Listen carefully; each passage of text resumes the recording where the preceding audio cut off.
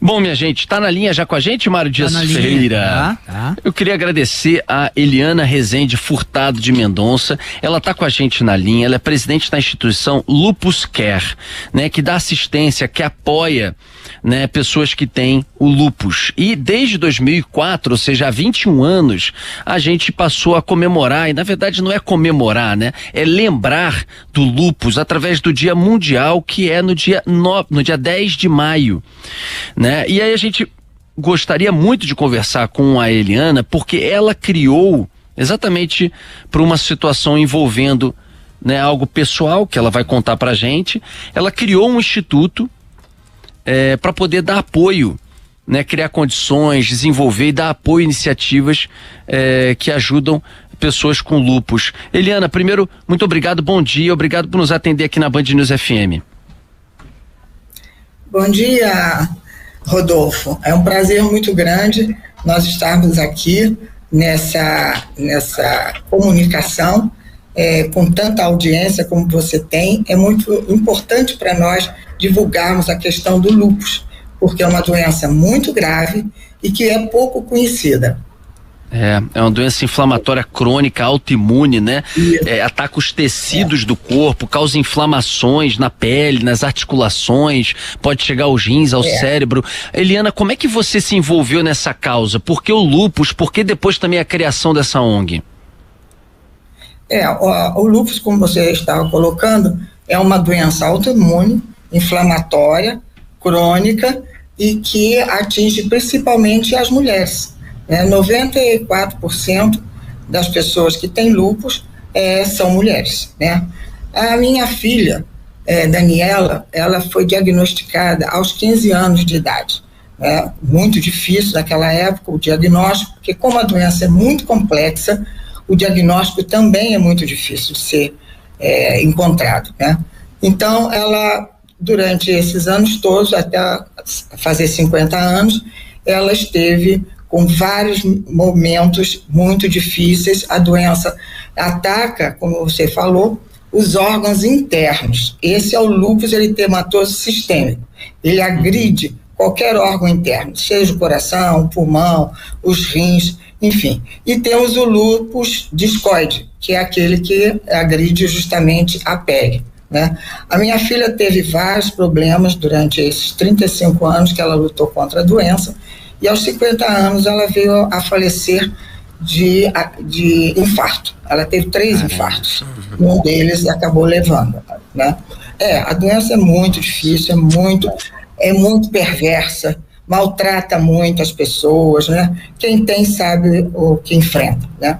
Então, ela faleceu em 2017, e aí em 2018, logo depois, eu, a família e um grupo de amigos, que a minha filha era muito querida, uma pessoa muito popular, todos gostavam imensamente dela.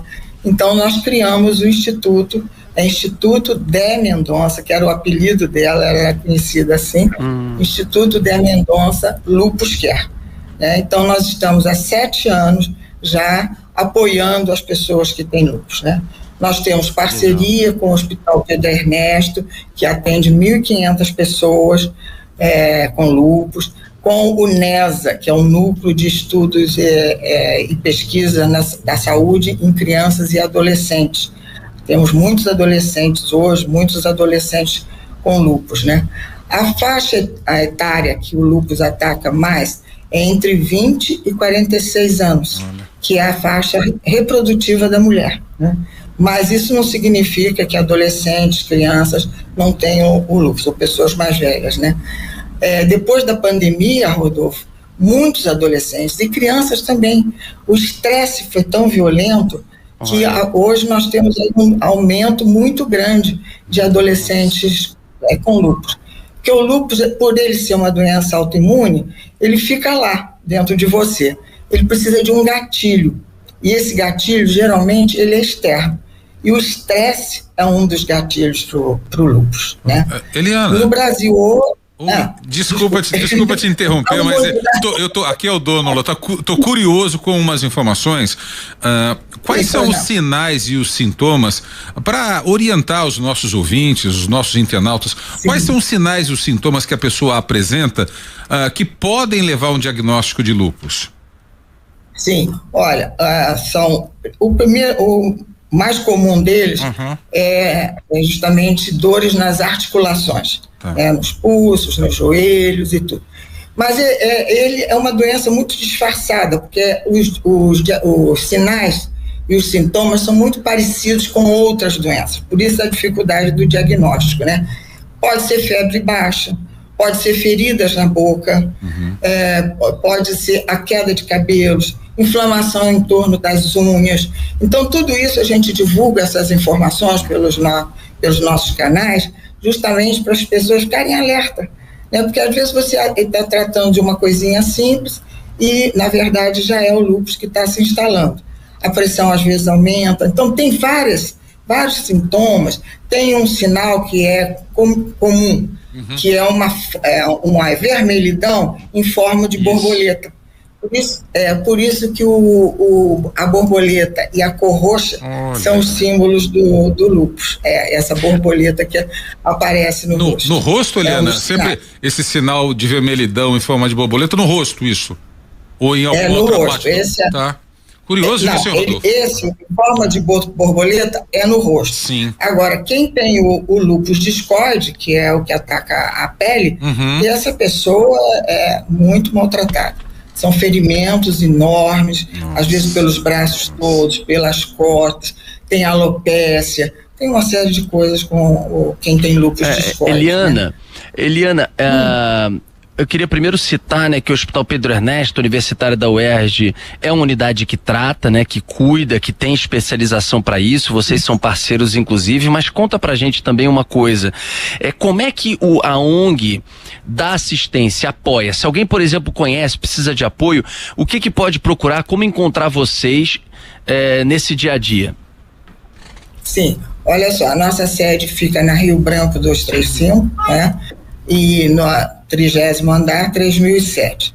Lá nós atendemos pessoalmente e as pessoas colocam os problemas e tudo. Mas nós temos a mídia grande, nós temos o Instagram, nós temos o nosso site, nós temos Facebook. Por ali a gente divulga tudo que acontece no mundo com relação à doença, os avanços da medicina, todas essas questões novas que vão surgindo, além de informações comuns, as pessoas precisam muito. Nós damos apoio psicológico, porque lógico, evidente, quando você tem uma doença crônica, que você às vezes está calma e você está bem na sua vida, de repente entra em atividade, aí aquilo tudo desmonta. Damos apoio nutricional, orientamos com relação à nutrição. Temos também, às vezes, palestras sobre exercícios físicos, que são importantes para as pessoas que têm doenças crônicas, né? Então, nós prestamos todo tipo de apoio, inclusive na área advocatícia, porque nós temos um problema, e você fala muito isso, eu gosto quando você fala, que é a insensibilidade dos nossos governantes para a área de saúde. Então, o que acontece? Nós temos aí, o lúpus não tem 2 medicamentos só especiais para o lúpus. E você não consegue que o SUS disponibilize e que a ANS aprove. Apesar deles já estarem aprovados em vários países no mundo, quando chega aqui, vem uma conversa de custo-benefício. Como você não tem uma massa muito grande de pacientes, porque hoje no Brasil nós temos 77 mil pessoas com lúpus, segundo o DataSUS, e 150 mil, segundo a Sociedade Brasileira de Reumatologia, então eles acham que isso não é número suficiente para aquisição dos medicamentos que são mais caros, e que não são absurdamente caros. É coisa de 20 mil, 30 mil reais, dose, não sei o que. Isso não é nada para o SUS, isso não é nada para o Ministério da Saúde, não é? A gente sabe que se gasta aí, e você fala isso, né? O Brasil arrecada muito, trilhões, geralmente, e aplica mal esse dinheiro. Sempre você diz isso. Exato, e nós as vítimas dessa má aplicação dos recursos públicos, né? Então, nós estamos agora, inclusive, no dia 10, que nós vamos fazer esse grande evento, nós estamos fazendo um abaixo-assinado para que os 2 únicos medicamentos específicos para lúpus sejam incorporados. Um no SUS, que já foi aprovado pela Anvisa, pela ANS, e o SUS não adquire para ser distribuído. E o outro é um que surgiu agora para esse lúpus discoide, que ainda está em aprovação na ANS, que já se pronunciou contra, porque vai atingir poucas pessoas, não interessa, mesmo que fosse para uma pessoa, tem que aprovar. Claro, é cidadão. É cidadão brasileiro, né, Eliana? Eles aumentam deputados. Não está lá no artigo 196 da nossa Constituição? Tem que atender. O SUS é isso, né? O Sistema Único de Saúde, né? Infelizmente, eles se preocupam em aumentar o número de deputados na Câmara, como fizeram essa semana. Para isso tem dinheiro e não tem para comprar remédio, por exemplo, para uma pessoa, independente se são 2, 10 mil, 10 milhões que precisam, né? Então, a senhora está absolutamente coberta de razão. Eliana Rezende Furtado de Mendonça, presidente da instituição Lupus Care, que se envolveu. É muito bonito e emocionante ver pessoas que, mesmo passando por uma dificuldade, por um trauma da vida, como a perda de um filho, como foi a Eliana, que arrumam força depois para pegar uma causa como essa, abrir uma ONG e, de maneira voluntária, passar a auxiliar pessoas pelo Rio de Janeiro, pelo Brasil, que tem essa doença, essa dificuldade. Eu queria muito agradecer, Eliana, adoraria ficar aqui 20, 30 minutos a mais. A gente agora está no finalzinho do programa, precisamos encerrar, mas eu queria agradecer, Eliana, e parabenizar por essa iniciativa. Dia 10 de maio, Dia Mundial do Lúpus. A gente vai divulgar também no nosso site todas as ações e as redes sociais do Instituto. Eliana, querida, muito obrigado pela sua entrevista. Bom dia. Muito obrigada, Rodolfo. Um grande abraço para você e toda a sua equipe. Obrigado, querida. Bom dia, obrigado. Tchau, tchau.